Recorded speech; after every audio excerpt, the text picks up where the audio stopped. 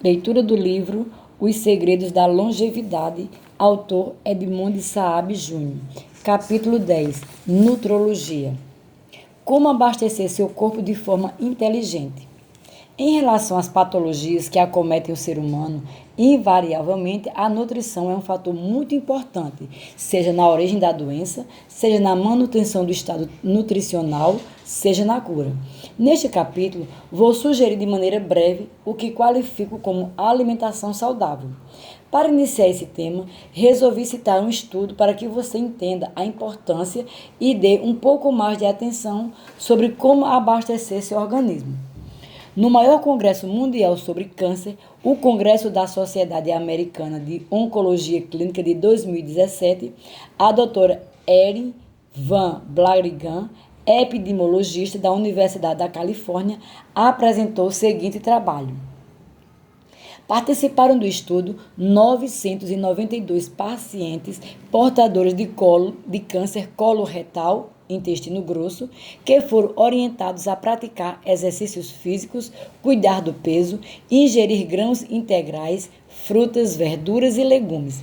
Juntamente a esses ajustes, interromper a ingestão de embutidos, açúcar e farinha refinada e diminuir drasticamente o consumo de carne vermelha para no máximo 300 gramas por semana. Os especialistas observaram os pacientes que seguiram as instruções à risca e também os que não seguiram. Sabe o que mostrou o resultado após esses anos de acompanhamento? Houve diminuição na mortalidade em 42% no grupo que seguiu as orientações em comparação com o grupo que as ignorou. Ao fim do congresso, o oncologista Daniel Rey fez a seguinte declaração: falo agora com base em evidências cientificamente robustas sobre a importância do estilo de vida, inclusive após o diagnóstico da doença. Hábitos saudáveis, eles, além de prevenirem um terço de todos os tipos de cânceres, ajudam também a curá-los com mais eficácia. Observação. Por incrível que pareça, ainda recebo quase diariamente pacientes oncológicos orientados por seus oncologistas de que o tratamento se baseia apenas na quimioterapia e na radioterapia, imunoterapia e cirurgia. E só isso vai importar, estando eles liberados para ingerir qualquer tipo de alimento. Triste, não? No livro Manual do Proprietário, abordei a nutrição em mais de 30 páginas e expliquei a importância da dieta de baixo índice glicêmico sobre os alimentos que liberam aumento lento e gradual de glicose, evitando que tenhamos de mandar grande quantidade de insulina para que se leve essa glicose da corrente sanguínea para dentro das células, a fim de que gerem energia. Sabemos que os picos de glicemia, grandes quantidades de glicose na corrente sanguínea, associados à grande descarga de insulina, levam ao aumento da resistência à insulina, o que provoca obesidade, hipertensão arterial e diabetes tipo 2.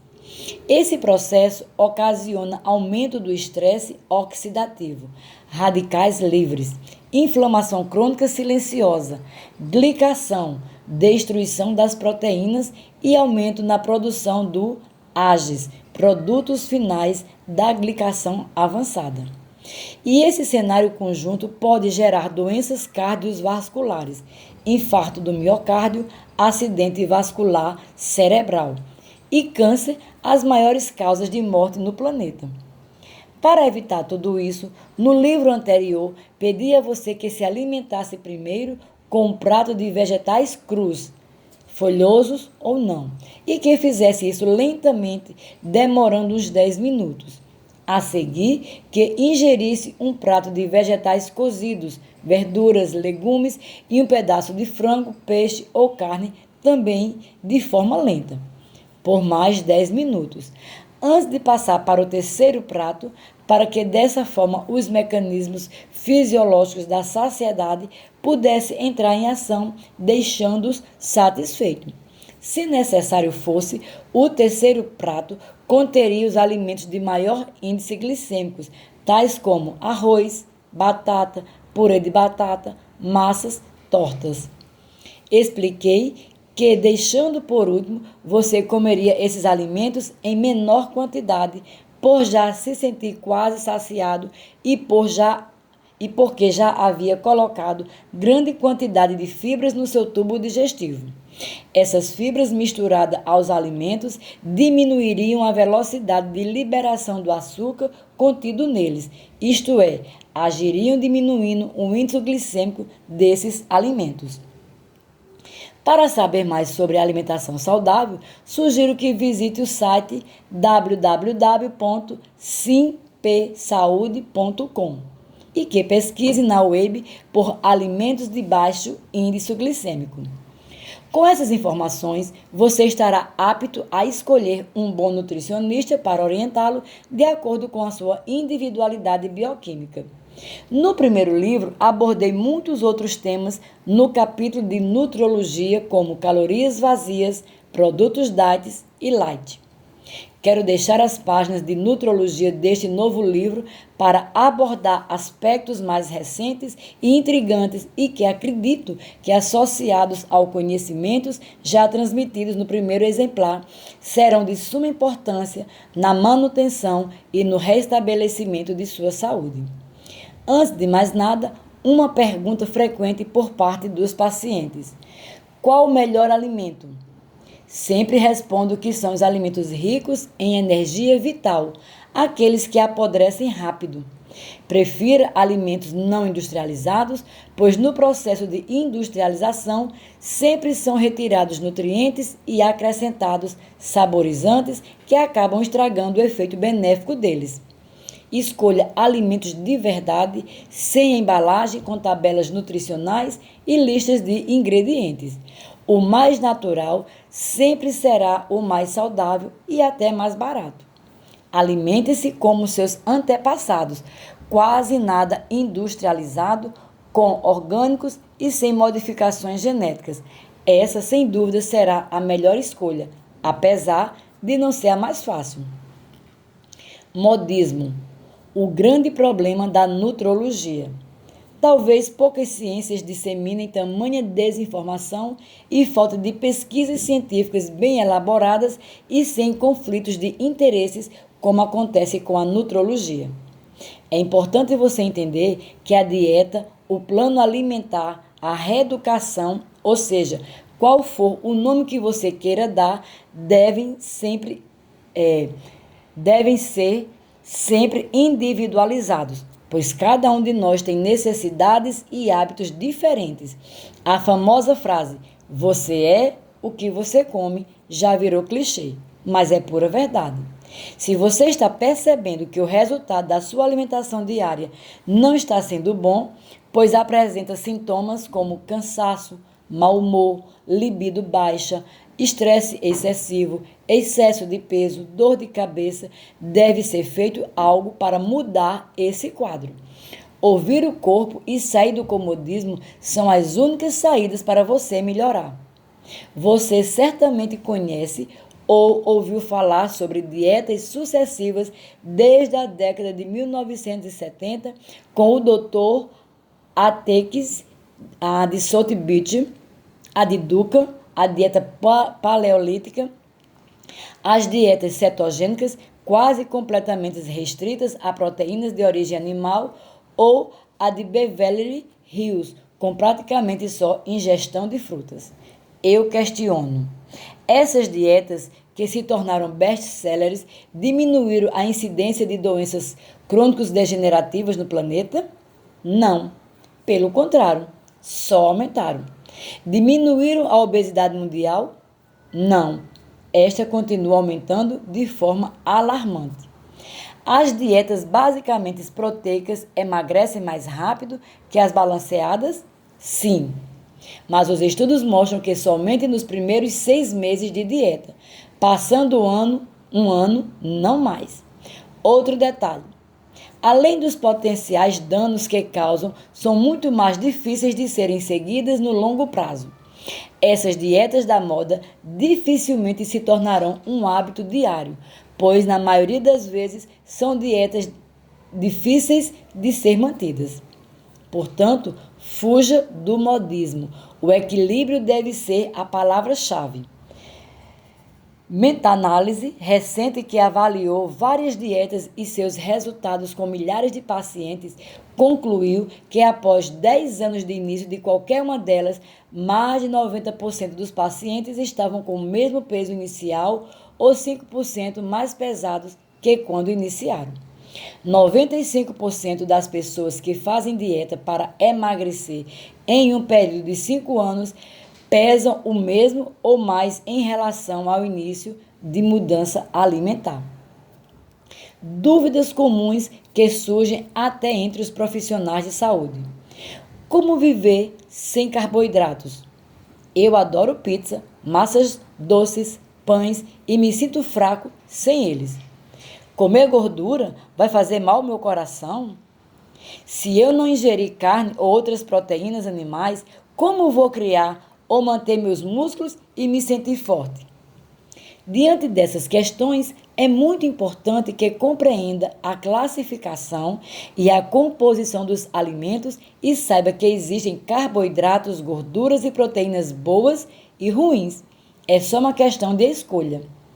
Se continuar consumindo frituras em gorduras vegetais, usando todos os óleos vegetais que se transformam em gordura trans após o aquecimento, mas a gordura trans existe em vários alimentos industrializados, pizzas, massas industrializadas, congeladas, fast foods, biscoitos, sorvetes, gorduras interesterificadas das margarinas, consumindo carboidratos refinados que já perderam grande parte dos nutrientes e fibras, como a farinha branca, açúcar e refrigerantes, que são alimentos inflamatórios, acidificantes e pobres em nutrientes. Se continuar consumindo excesso de proteína animal, na maior parte originada de animais confinados e criados com rações provenientes de plantas modificadas geneticamente com grandes doses de antibióticos para acelerar o crescimento e gerar lucros. Então tenho a certeza de que continuará tomando remédios para colesterol, estatinas, pressão alta e diabetes para o resto da vida. Apesar de todos os efeitos colaterais dessas drogas e de encherem o bolso da indústria farmacêutica e seus investidores, ainda vão morrer do mesmo jeito, como a maioria das pessoas do planeta. Infarto do miocárdio, AVC e câncer, as maiores causas de óbitos atualmente no mundo industrializado. Carboidratos do bem.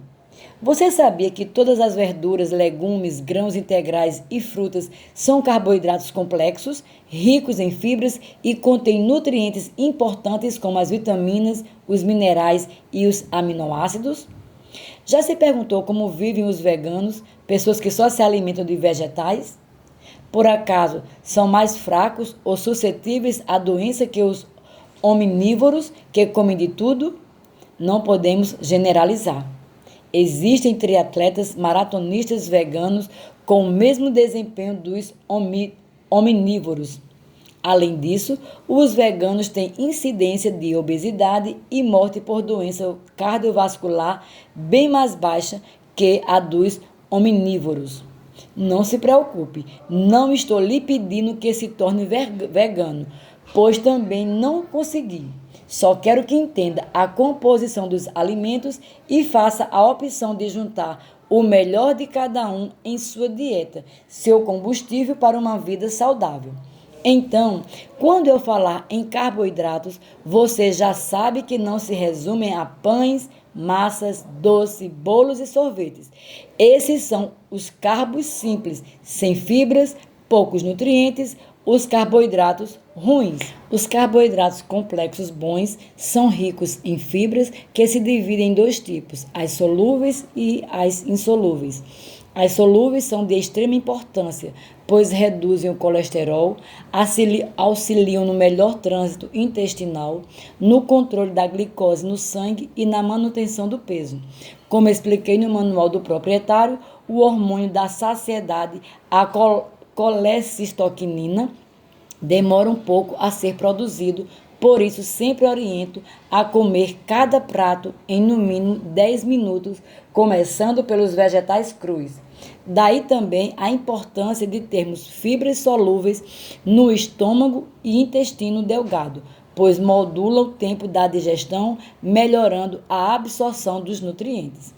As fibras insolúveis são responsáveis por aumentar o bolo fecal e acelerar o funcionamento intestinal. Perda de vitaminas e minerais na refinação de farinha de trigo. Vitamina B1, tiamina, menos 77%. Vitamina B2, riboflavina, 80%. Vitamina B3, niacina, 81%. Vitamina B6, piridoxina, 72%. Vitamina B5, ácido patotênico, 50%. Vitamina E, 86%. Colina, 30%. Magnésio, 85%. Potássio, 77%. Cálcio, 60%. Ferro, 76%. Zinco, 78%. Cobre, 68%. Manganês, 86%. Cromo, 40%. Selênio, 16%. Molibdênio, 48%. Se você achou pouco, ainda é acrescentado a essa farinha o bromo, para que fique mais branca, o que destrói sua tireoide. Se está assombrado com o que leu até aqui sobre carboidratos ruins, simples, refinados, ainda não viu nada. O açúcar de mesa, sacarose, é uma unanimidade científica em termos de lixo alimentar. Ele está contido não apenas nos doces, está presente também nos sucos de caixinhas, chás industrializados, refrigerantes, pão integral, molho de tomate enlatado, comidas congeladas, cereais matinais, entre outros. Fique atento aos rótulos. A indústria alimentícia, para chamar a atenção, usa nos rótulos a palavras apelativas como redução de açúcar, não contém gordura trans, adoçado com estévia, sem glúten, sem lactose, etc. Tenha cuidado, porque na maioria das vezes, ao ler os ingredientes, terá uma surpresa negativa. O alimento pode ser adoçado com estévia, associado a outro ingrediente. Pode até não conter glúten, mas tem gordura vegetal ruim ou alto índice glicêmico vindo da fécula de batata, farinha de arroz, entre outros. Outro alerta é sobre os mais de 20 tipos de nomes dados ao açúcar. Tenha cuidado e sempre leia os ingredientes. Se contiver palavras de difícil compreensão, fuja desses alimentos. Fique atento aos açúcares naturais, xaropes de agave, xarope de milho, rico em frutose, açúcar de fruta, açúcar orgânico, demerara, cristal, mascavo. Em vez de qualquer nome desconhecido para adoçar, indico produtos que contenham estévia pura ou xilitol. A frutose, outro carboidrato, derivada das frutas e do xarope de milho, e que também constitui o açúcar de mesa, é absorvida no intestino e levada ao fígado para ser metabolizada, e somente para o fígado, onde existe a enzima frutoquinase, diferente da glicose, que pode ser utilizada como fonte de energia por outros órgãos, como os músculos e o cérebro.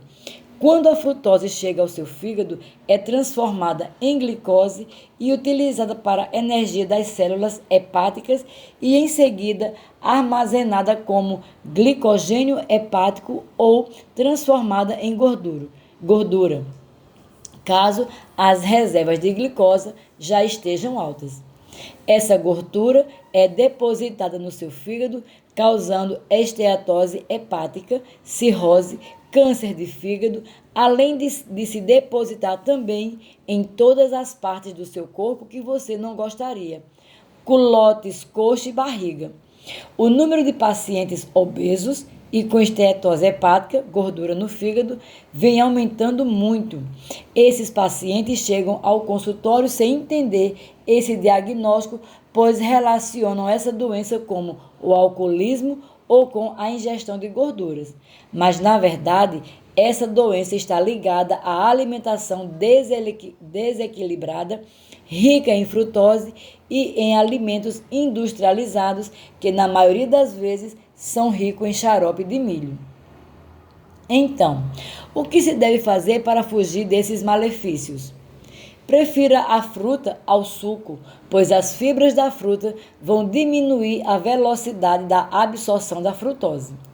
Quando optar pelo suco, bata a fruta no liquidificador e tome sem coar para preservar as fibras.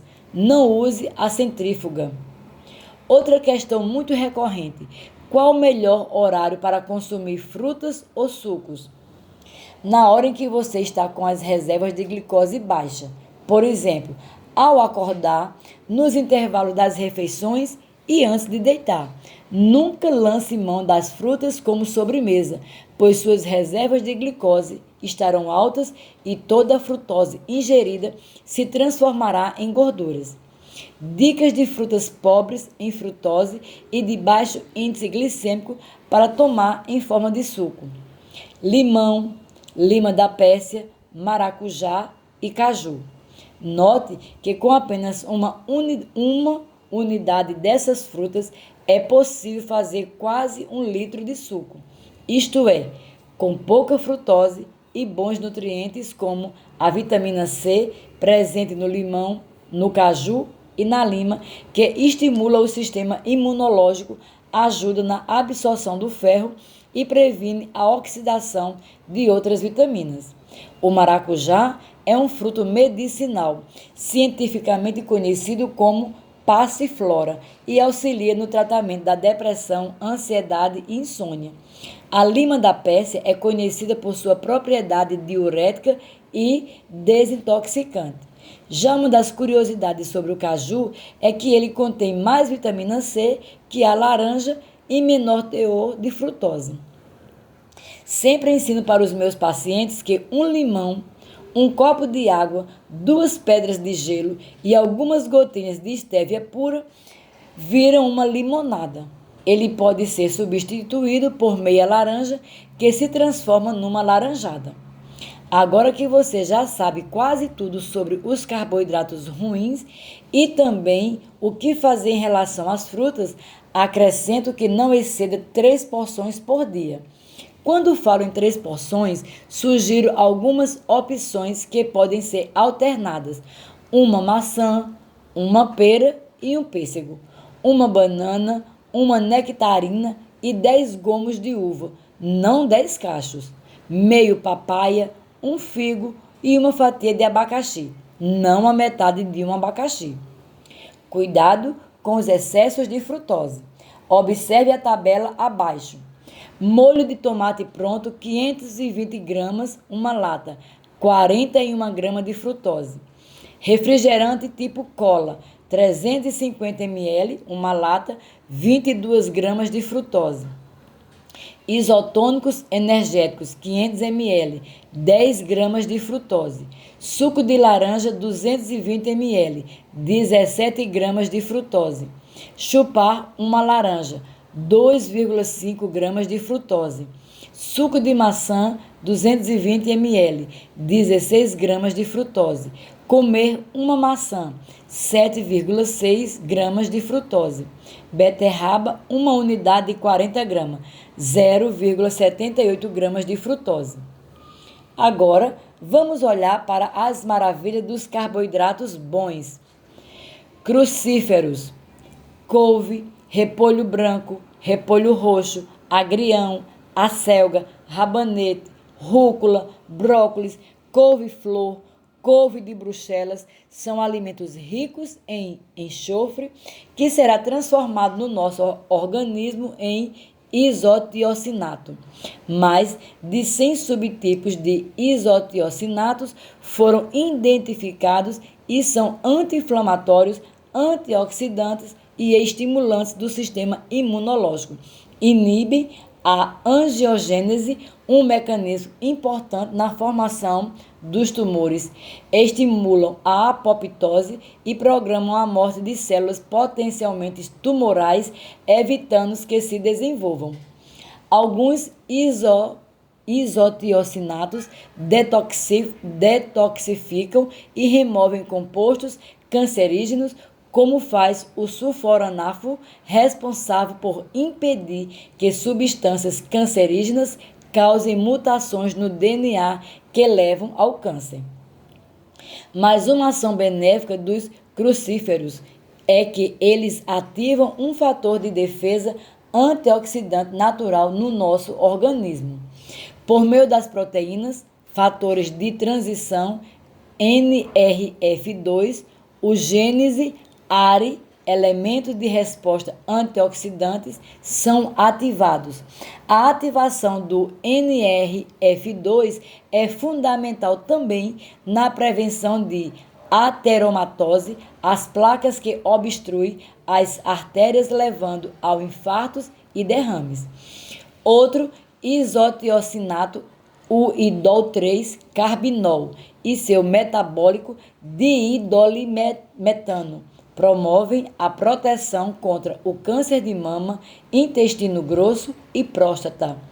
Estudos mostram que um aumento na ingestão de crucíferos reduz a incidência de câncer. Os isotiocianatos também têm ação antiviral e antimicrobiana. Observe quantos nutrientes fitoquímicos e os benefícios à saúde que obtemos com meia dúzia de vegetais. Seria muito difícil inserirmos em nossa dieta ou os dois desses alimentos diariamente. Cogumelos. Contém fitoquímicos bioativos que estimulam o sistema imunológico, melhorando as atividades das células natural killer, NK, que detectam as células infectadas e as eliminam. Além disso, tem efeitos anticancerígenos, impedindo danos ao DNA. Contém também lectinas, antígeno, aglutinantes, proteínas que se unem às células anormais e interferem na capacidade de multiplicação dessas células, impedindo o desenvolvimento do câncer. E as vantagens desse superalimento não param por aí. O consumo regular de cogumelos diminui o risco de câncer de mama, sem falar que esses vegetais, entre parênteses, fungos, são ricos em proteínas e vitaminas do complexo B. Tem baixo índice glicêmico e não acidificam o organismo como as proteínas de fonte animal. Em países da Europa, eles são conhecidos como carne vegetal e muito utilizados no dia a dia. Família Allium: cebola, alho, alho roxo, cebolinha verde, alho poró. Esses alimentos, quando mastigados, liberam compostos organosulfurados que desintoxificam substâncias cancerígenas e melhoram a função imunológica. Se você pesquisar nos sites científicos, vai encontrar mais de 19 mil resultados que mostram a diminuição na incidência de diversas formas de cânceres nos consumidores desses alimentos, além dos benefícios cardiovasculares, ações antialérgicas promovidas pela quercetina contida na cebola e ações antimicrobianas do alho. Por isso, durante o preparo das refeições, é importante priorizarmos os temperos naturais, já que os industrializados, por mais naturais que possam parecer, muitas vezes contêm aromatizantes, corantes, glutamato monossódico, que podem causar diversos males, desde o déficit de atenção até danos cerebrais. A excitotoxina, aminoácido presente nesses produtos, é um excitante de células nervosas que leva à destruição delas, causando assim o surgimento de doenças degenerativas como Alzheimer e Parkinson, além de estimular a produção de insulina. Por isso, Invista na sua hortinha caseira. Use e abuse da cebolinha, cebola, cheiro verde, salsa, alho, alho poró e coentro para temperar e preparar seus alimentos. Frutas vermelhas: cereja, morango, amora, mirtilo, framboesa, romã. Por que incluí-las na rotina alimentar? Porque são ricas em ácidos elágicos, um polifenol responsável por estimular a produção do mais potente antioxidante, a glutationa, que por sua vez é protetora do DNA das células contra os radicais livres e que, somada ao seu poder imunoestimulante, é um protetor anti-câncer. Também exerce outras funções anticancerígenas, como a inibição da ativação de substâncias que podem causar câncer e a inibição de duas proteínas, VEGF e PDGF, fundamentais para a formação de vasos sanguíneos que nutrem os tumores. Além disso, evitam a oxidação do colesterol LDL, prevenindo a formação de placas ateroscleróticas, que obstruem as artérias, ocasionando infarto do miocárdio e acidente vascular cerebral, AVC. Essas frutas são ricas também em beta-cianina e antocianina, polifenóis, com ação antioxidante, anti-inflamatórias, antidiabética, anti-ulcerosa e anti-câncer. São informações suficientes para introduzir o hábito e ingerir uma porção dessas frutas diariamente, concorda? Até agora, mostrei só um pouco sobre as vantagens de consumir esses carboidratos bons. Faltou citar que tantas outras frutas, verduras, legumes, grãos e sementes são ricas em inúmeros minerais, vitaminas, não presentes nas proteínas animais, além de serem também ótimas fontes de proteínas. Veja mais informações fundamentais a seguir. Gorduras. Ao contrário do que você pode pensar, as gorduras são de extrema importância para o funcionamento do cérebro, fabricação dos hormônios, absorção e condução de vitaminas lipossolúveis A, E, D e K, além de ser a segunda fonte geradora de energia para a vida, após a utilização de carboidratos pelo organismo. Mas o importante é diferenciar as boas das ruins. Gorduras boas. Peixes de água fria contêm gorduras ricas em ômega 3. Óleo de gergelim puro e não aquecido para frituras. Óleo de coco, óleo de linhaça, azeite, abacate, nozes e oleaginosas. Óleo de chia, gema do ovo. Gorduras péssimas.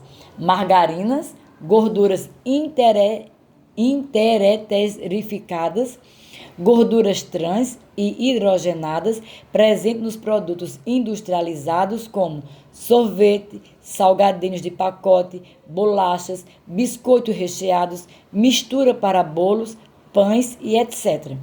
Óleos vegetais para fritura, milho, soja, canola, girassol, algodão, exceto o óleo de coco e azeite. Embutidos, salames, presuntos, copa, etc. Leite e seus derivados. Não adianta fazer um bolo saudável com farinha de coco ou amêndoas e utilizar nas receitas óleos vegetais. O mesmo vale para os casos de comer proteína animal magra de boa procedência, mas fritando ou cozinhando com óleo. Dicas para preparo.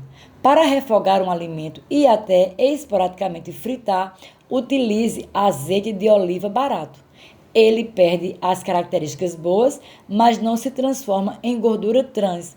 Ou ainda você pode utilizar o óleo de coco como uma opção mais saudável. Muito se tem falado sobre a utilização de banha de porco. Não indico essa opção por não conhecer a procedência do animal. Proteínas. Nesse tema, precisamos desfazer mitos e montar um quebra-cabeça. Hoje, sabemos que a proteína animal associada à gordura saturada ambas presentes nos alimentos de origem animal, atuando em conjunto, são responsáveis por gerar danos à saúde. Vários eventos históricos e estudos científicos atestam esse fato. Para ilustrar, vamos citar alguns deles.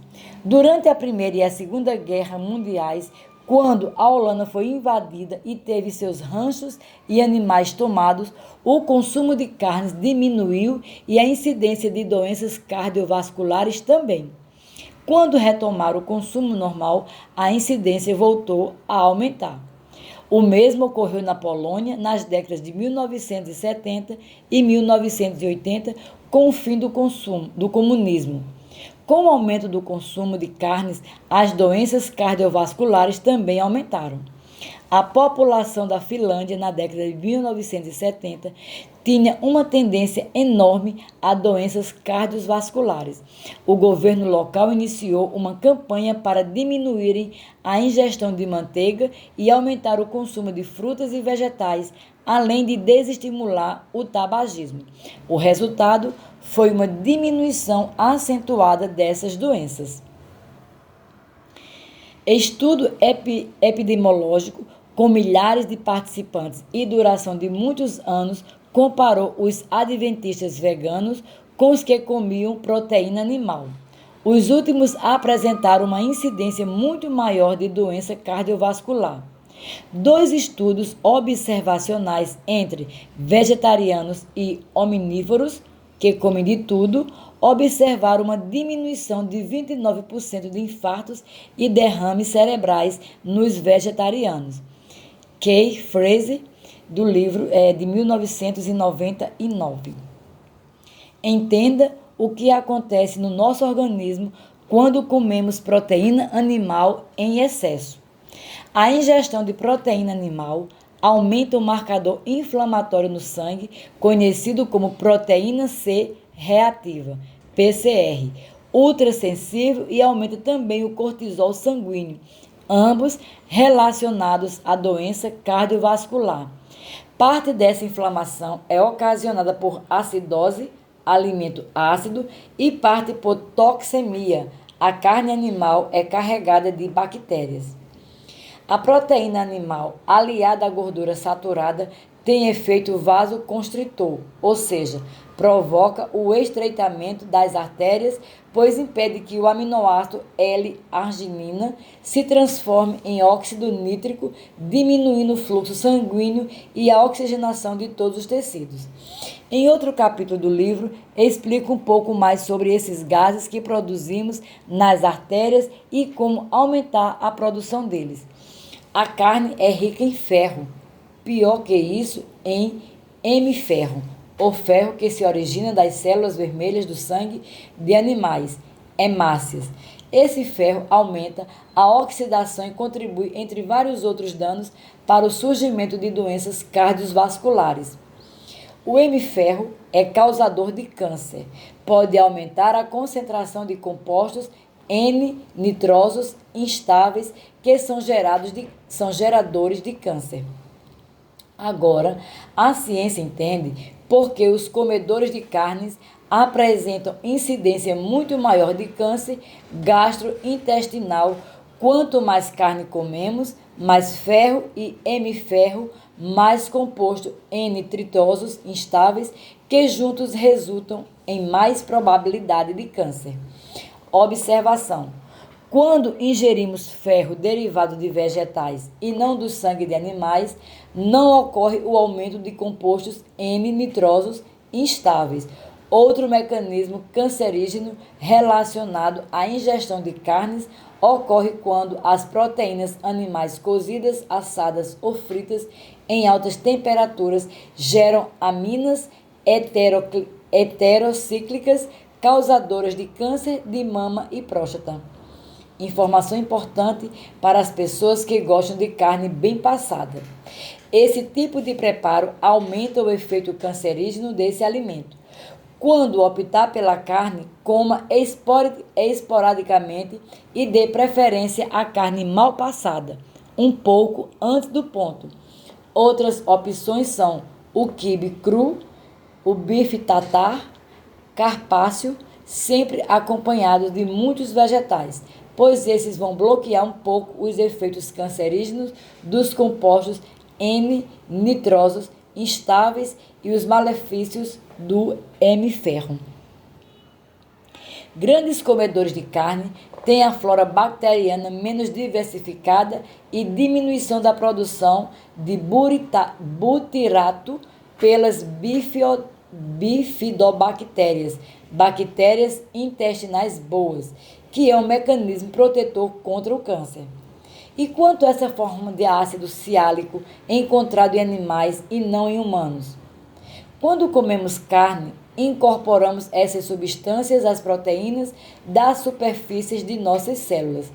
Como o nosso sistema imunológico não as reconhece, passa a gerar anticorpos contra esses antígenos, causando um processo crônico inflamatório que nos predispõe a várias doenças autoimunes, doenças cardiovasculares e câncer. A autoconcentração do aminoácido, parte de proteína, L-carnitina, contida nas carnes, pode ser transformada em TMAO, trimetilamina oxidada no intestino.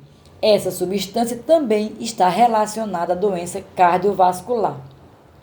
Aos frequentadores de academia, muita atenção e cuidado com o excesso no uso de suplementos de L-carnitina. Os vegetais são ótimas fontes de proteína. Soja em todas as suas formas, tofu, miso e grãos. É uma ótima fonte proteica. Contém todos os aminoácidos essenciais que nosso corpo não consegue sintetizar. Ervilha, lentilha, milho, arroz integral, feijão, centeio, trigo integral, cevada, espinafre, chia, sementes de girassol, quinoa, couve-flor, brócolis, couve, repolho, batata, algas, grão de bico, gergelim, nozes, pistache, castanha de caju, cacau em pó sem açúcar, são todos carboidratos complexos, bons e ricos em proteínas. Amendoim, macadâmia e algas contêm a mesma quantidade de proteínas que a carne e mais do que o leite. Em 100 gramas de chia, tem 14 gramas de proteína. Aveia em flocos, em 100 gramas, tem 9 gramas de proteínas. Lentilha, em 100 gramas, tem 9 gramas de proteínas. Grão de bico, 8,8 gramas. Feijão fradinho, 8,2 gramas. Feijão carioca, 4,8 gramas. Feijão preto, 4,5 gramas. Pistache, 20,9 gramas. Nozes, 21 gramas. Castanha de caju, 15,3 gramas. Quinoa, 13 gramas. Ervilha, 7 gramas. Você sabia que as frutas também têm aminoácidos e proteínas em menor quantidade?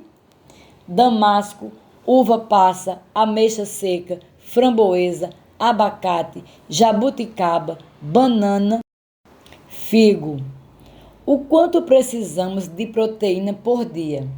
Esse assunto é um tanto quanto confuso. Veja só, o RDA, recomendação de ingestão diária, fala em 58 gramas de proteína ao dia para homens e 46 gramas para mulheres. O MITAM Toronto, Instituto de Tecnologia de Massachusetts e Convenção de Toronto, fala em 70 a 80 gramas para homens e 58 a 68 gramas para mulheres. O Nutrition Examiner sugere 102 gramas para homens e 70 gramas para mulheres. Atualmente, os Estados Unidos são um dos países que mais consomem proteínas no mundo, quase o triplo de recomendação diária. Antes de determinar a quantidade diária adequada, vou deixar claro alguns pontos. A proteína em quantidade adequada é fundamental para a nossa saúde, pois a partir dela se dão a construção e a manutenção da massa muscular, produção de enzimas, hormônios, neurotransmissores, pigmento da pele, melanina, manutenção do equilíbrio osmótico, entre outras funções. Em contrapartida, o excesso não significa o melhor, pois pode ser um gerador de doenças. Outro fato que merece destaque é que, realmente, o que necessitamos não são as proteínas, mas sim as partes que a compõem, os aminoácidos essenciais que o nosso corpo não consegue produzir. Se disponibilizarmos desses aminoácidos ao nosso corpo, ele poderá produzir todas as proteínas necessárias. Você sabe o que distingue as proteínas dos carboidratos e gorduras? É a presença do nitrogênio. Se fizermos o balanço de nitrogênio, dosando o que entra de proteínas pela alimentação e o quanto dele é descartado nas fezes e urina, sabemos se estamos ingerindo o adequado em excesso ou quanto estamos utilizando. Afinal, quanto ingerir de proteína? Os últimos estudos concluíram que de 0,66 grama a 0,77 por quilo de massa muscular é o adequado. Exemplo, se você pesa 75 quilos e tem aproximadamente 60 quilos de massa magra, verificável por meio de exames de biorressonância, deve multiplicar 60 quilos vezes 0,70 gramas, que é igual a 42 gramas de proteína por dia. Outra questão fundamental é que se você mantém uma dieta baseada em vegetais bem variados e quantidades calóricas necessárias ao seu dia, não existe a possibilidade de não estar ingerindo a quantidade necessária de proteínas. Em situações normais de manutenção de saúde e equilíbrio geral, não costumo sugerir mais que 1 grama por quilo de peso ao dia.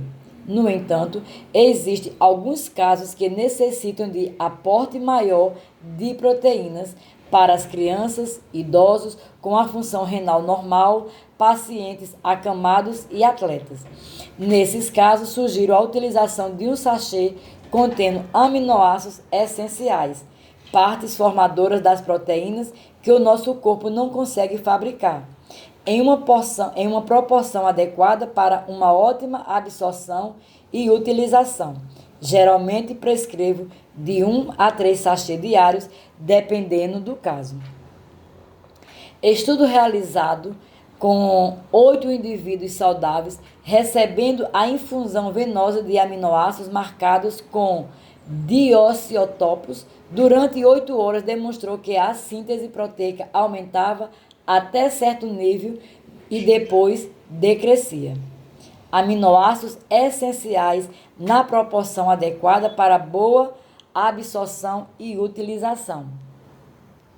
L-isditinina, 0,36 grama.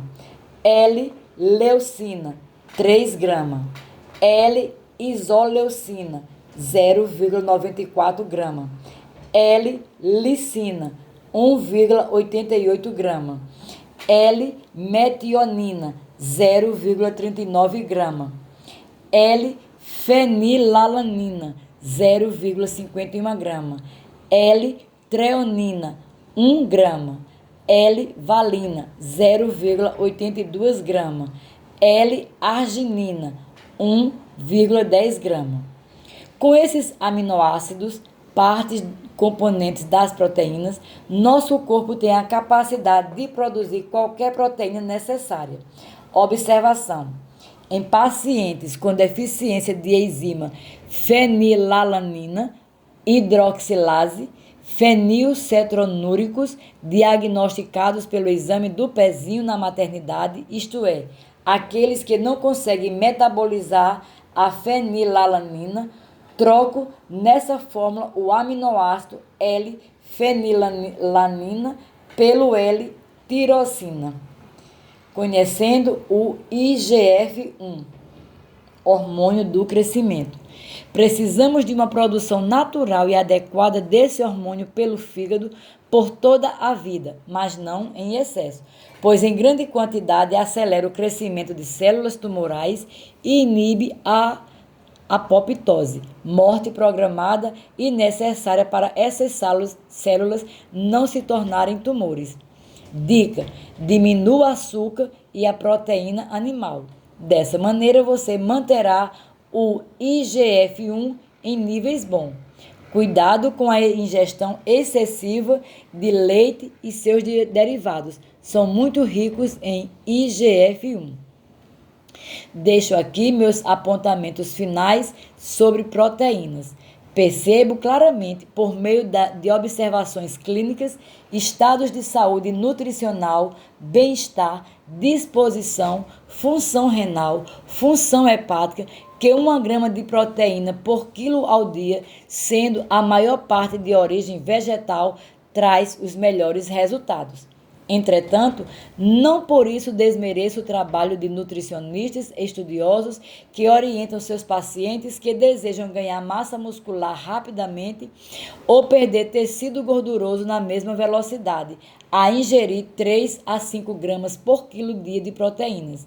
Mas sugiro que, se essa for a estratégia escolhida, que seja por curtos períodos, sendo a maior proporção dessas proteínas na forma vegetal e com acompanhamento da função renal e hepática durante o processo. Não raro tenho atendido pacientes jovens fisiculturistas com queixas de falta de energia, distúrbios imunológicos, infecções de repetição que apresentam funções renal e hepática de pessoas idosas. Isso é uma pena, pois esses indivíduos vão pagar por esses excessos ainda na juventude, pois excede na suplementação de proteínas. Tenho observado também com muita frequência pacientes intolerantes à caseína fazendo uso de whey protein hidrolisado de proteína de leite. Sugiro a quem pretende fazer um aporte maior de proteína utilizar os hidrolisados de origem vegetal.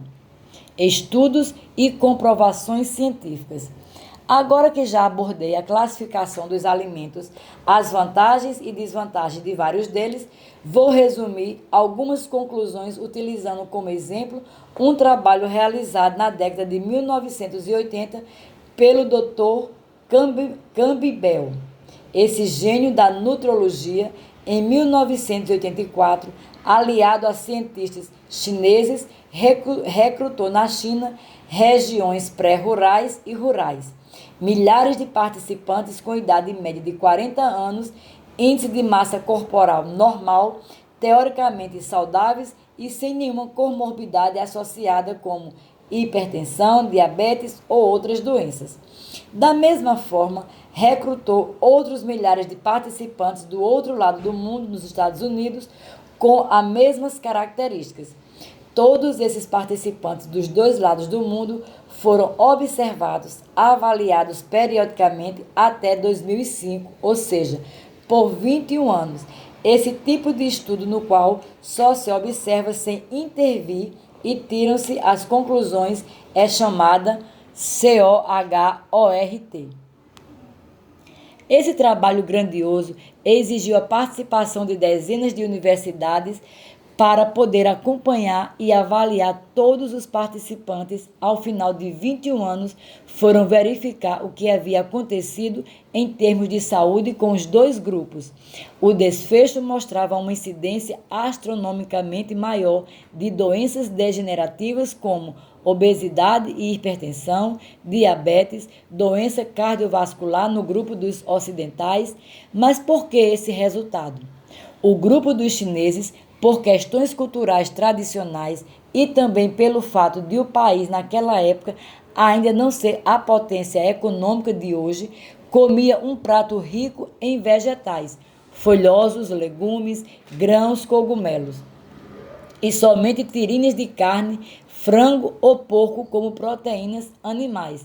Por que tirinhas? Porque de outra forma era muito caro. E os ocidentais comiam o quê? De 4 a 6 ovos mexidos com bacon no café da manhã, cream cheese, em tudo. 4 ou 5 hambúrgueres de 250 gramas, pão e batatas. Mas o que explica esse enorme aumento de incidência de doenças no grupo ocidental? A resposta é simples. Tudo o que já apresentei neste capítulo. O grupo de ocidentais comia uma quantidade exacerbada de proteínas animais e muito menos fibras presentes nos vegetais do que os orientais.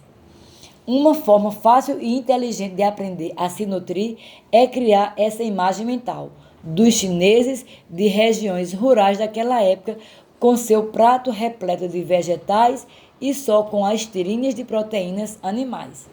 Utilize essa imagem e faça uso dela na grande maioria das refeições. Leve essa imagem a um chefe cozinheiro experiente, um profissional que possa criar cardápios variados. Obviamente, não precisa ser radical. Se for a uma festa, jantar uma vez por semana fora ou em um domingo, quando receber a família, netos, filhos e amigos, nesses casos, esqueça a imagem mental. Mas no dia a dia, tente seguir esse modelo e boa saúde. Agora que compreenderam bem esse assunto, sugiro serem flexitarianos. Podem comer de tudo com bom senso e autoestima. Fiquem atentos. Aumenta a incidência de câncer, dieta de alto índice glicêmico, excesso de proteína animal, falta de fibras, prebióticos e fitoquímicos bioativos presentes nos vegetais, câncer, problema de saúde pública mundial. A incidência de câncer cresceu 20% na última década. Para 2030, esperam-se 27 milhões de novos casos de câncer por ano. Estatística do câncer mais frequente em ambos os sexos. Homens, próstata, 22,8%. Traqueia, brônquios, pulmão, 5,4%. Cólon, reto, 5%. Estômago, 4,3%. Cavidade oral, 3,7%. Esôfago, 2,6%.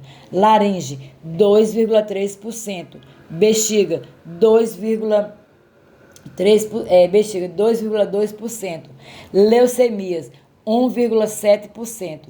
Pele tipo não melanoma, 1,4%. Sistema nervoso central, 1,6%. Mulheres, mama, 20,8%. Cólon reto, 6,4%. Colo do útero, 5,7%. Traqueia, brônquios, pulmão, 4%. Tireoide, 2,9%. Estômago, 2,7%. Útero, 2,2%. Ovário, 2,1%. Linfoma não Hodgkin, 1,8%. Pele tipo não melanoma, 1,7%. Leucemias, 1,6%. Encerrando e coroando as informações deste capítulo, observe a importância deste trabalho publicado em agosto de 2018 na importante revista The Lancet e provavelmente o mais conclusivo estudo realizado até hoje. Um número de 15.428 adultos entre 45 e 64 anos, provenientes do estudo ARIC, foi avaliado quanto a todas as causas de morte neste grupo associadas à quantidade de consumo de carboidratos ingeridos diariamente. Em seguida, analisaram outros 7 estudos de países diferentes que totalizavam 432.179 participantes, que foram acompanhados por 25 anos e obtiveram o mesmo resultado a seguir. Em ambos, o alto consumo de carboidratos ruins e o baixo consumo de carboidratos bons na dieta foram associados ao aumento de mortalidade, sendo a menor mortalidade observada para o consumo entre 50% e 55% da ingestão diária de carboidratos bons. Outra constatação importante foi que o baixo consumo de carboidratos bons, associado ao consumo de proteínas e gorduras animais, boi, frango, porco, estão relacionados à maior incidência de mortalidade por todas as causas, sendo que o grupo que optou por proteínas e boas gorduras de origem vegetal, verduras, legumes, frutas, castanhas, nozes, grãos integrais, azeite, etc., teve menor incidência de mortalidade. Isso deixa claro que a escolha da qualidade e da quantidade de ingestão de carboidratos estão definitivamente ligadas a maior ou menor incidência de mortalidade por qualquer causa. Cuidado quando falarem em dietas low carb. Normalmente, elas dizem para comer muita carne vermelha, frango, ovos, bacon e várias vezes ao dia. Mas vamos falar um pouco sobre a construção, a função e o envelhecimento das proteínas. As proteínas são blocos construtores de nossas células e desempenham quase todas as tarefas dentro e fora delas. As células formam tudo em nosso organismo, então não haveria vida sem elas. Essas proteínas, milhares delas, são continuamente construídas, comandadas por nossos genes e destruídas em um perfeito processo de reciclagem.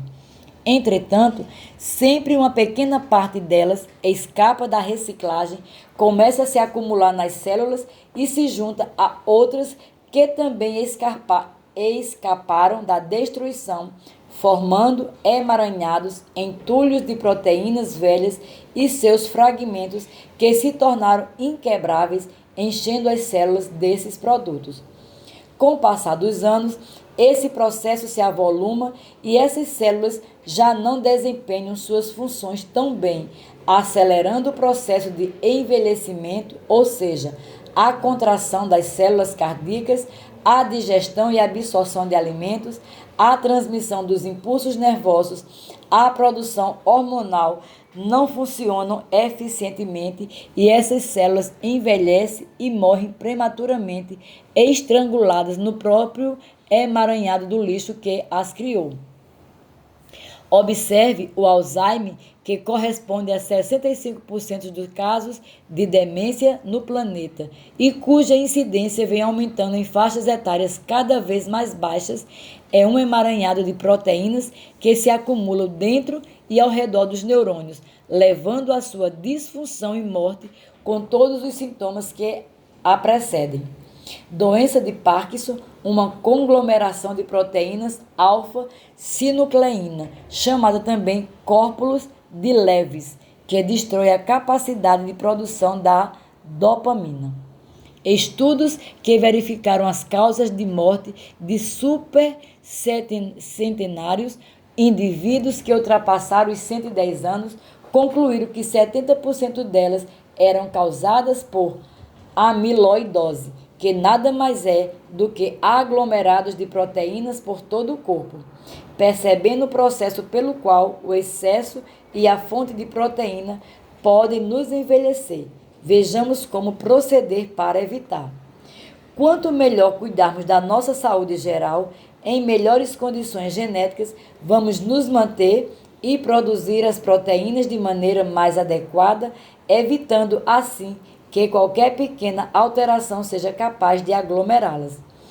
Outra via criada pela própria natureza são os lisossomas, pequenas organelas intracelulares que têm a função de, por meio de enzimas, digerir e quebrar essas proteínas velhas.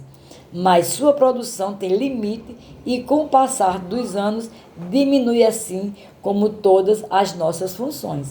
Então, qual a saída para a longevidade com vitalidade? Observe a conclusão de pesquisadores da Universidade de Cincinnati ao estudarem obesidade e outras doenças relacionadas ao envelhecimento, incluindo diabetes tipo 2. Nos últimos 50 anos, com o aumento no consumo de carne processada, 33%, houve uma associação muito alarmante com a resistência à insulina e o desenvolvimento de diabetes do tipo 2.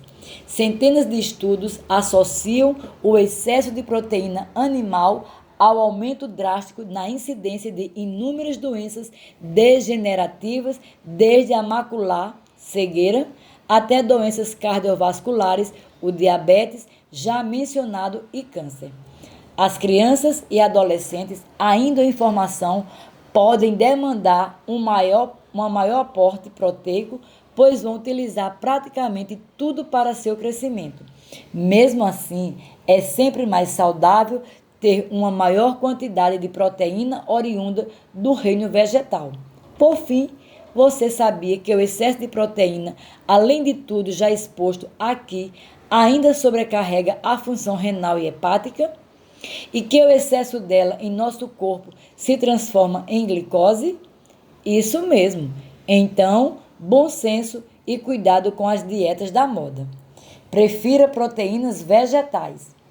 Um estudo publicado em agosto de 2019 no periódico JAMA International Medicine analisou 70.696 indivíduos que vivem no Japão com média de idade de 56 anos e que foram acompanhados por 18 anos.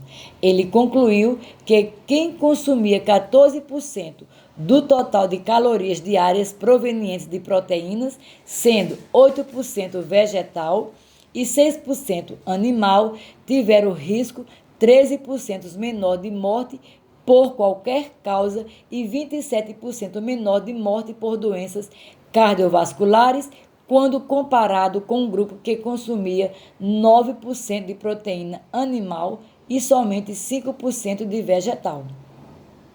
Aqui concluímos o capítulo 10 sobre nutrologia.